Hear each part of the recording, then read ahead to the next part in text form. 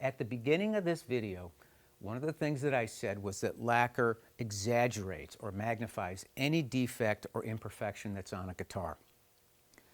Well, no doubt you did a really good job with surface preparation of sanding, maybe steaming out dents and that type of thing.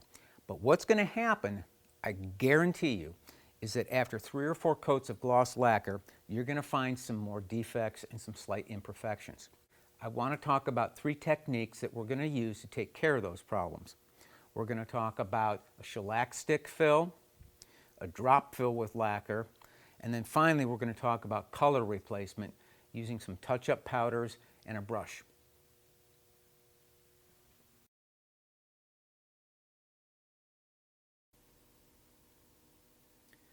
It may be hard to see, but I've got a small dent on the rosewood peghead overlay. Unfortunately, it's in a very conspicuous spot, so I have to take care of this. I'm going to use a product on this called stick shellac. Stick shellac are just bars of shellac that's either colored or sold as clear. There's several places that you can still get this product, one of which is Merit, the other one is LMII. You'll also need a heated knife to apply the shellac. Let me show you the technique for doing this.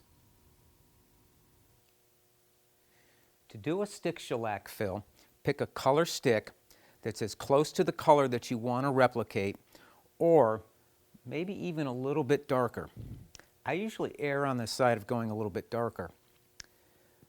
The imperfection I have on the rosewood is really on a dark black line, so I'm going to just use the dark black stick. Using your hot knife, melt a little bit of the stick on the tip of the knife,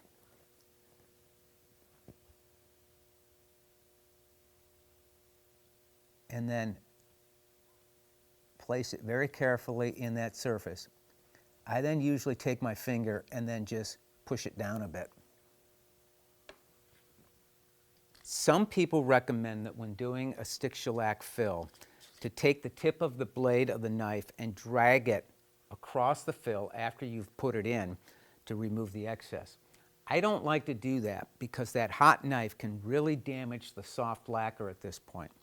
So what I do is I take some 320 grit sandpaper, wrap it around a small block, and very carefully sand that. Now, I don't wet sand because you can't see what you're doing when you're wet sanding, and it's really easy to go through the lacquer. You can see the residue of the stick shellac coming off on the surface of the sandpaper.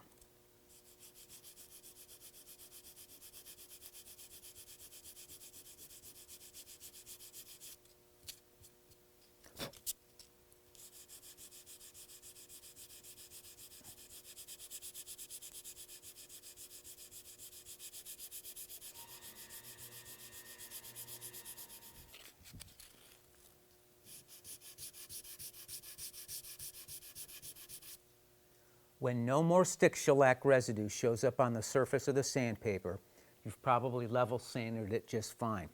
However, what I do is I usually take a couple of swipes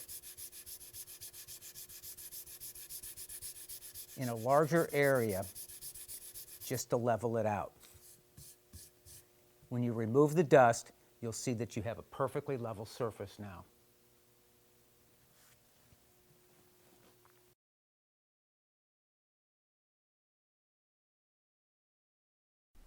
This area near the edge of the binding is perfect for a drop fill.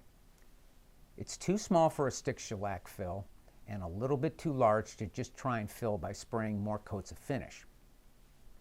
I'll dip a small artist brush into some thickened lacquer, which I'll tell you about in just a sec. Using the very tip of the brush, I'll drop it right into that depression. And I want to leave it rounded or kind of mounded up like that. Try not to disturb it, but if you have to come back and smooth it or move it around a little bit, that's fine. Now what I do is I just keep some thickened lacquer in a can that's labeled for drop fills. If you don't have any, You can make thickened lacquer just by taking some lacquer, pouring it in a small cup, and letting it sit for about an hour or two until some of the solvents in it evaporate and it thickens up.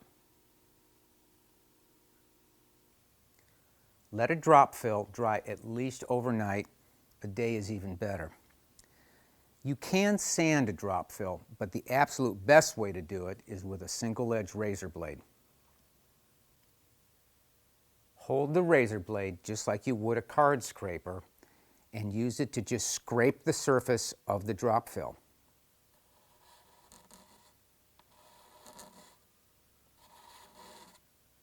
When you've scraped it as level as you can, take some 320 grit sandpaper and then sand it.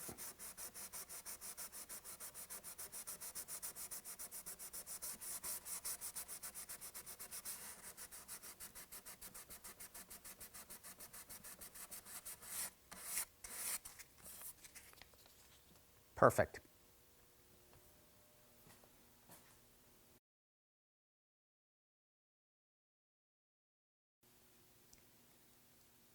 This next imperfection may be a little bit hard to see, so I'm going to point to it. I must have had a small gap when I applied the binding on the back, and I have a dark glue line right here. It's perfect up here, and it's very obvious down here, so it really stands out. I want to lighten up that dark line as best as I can, just to make it a little bit less obvious. I'm going to be doing the color replacement with furniture powders. I have a wide assortment of these in that plastic bin that you see in the center. I'm going to apply these with a size 0 Artist touch-up brush and some 2-pound cut shellac. The first thing I'll do is I'll swirl the brush in the 2-pound cut shellac and then pick up a little bit of the powder. I'll just swirl it around the inside of the cup until I get a color that matches what I want. Now the goal here is to just apply a little bit of color to just make that dark line a little bit less obvious.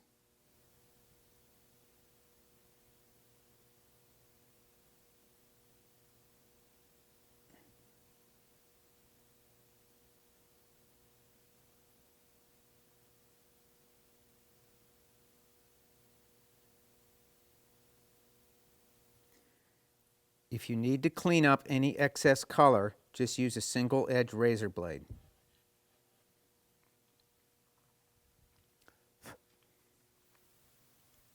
That looks a whole lot better. If you do any repairs to color, make sure you apply a couple coats of lacquer over that repaired area before you start the next stage, which is sanding back.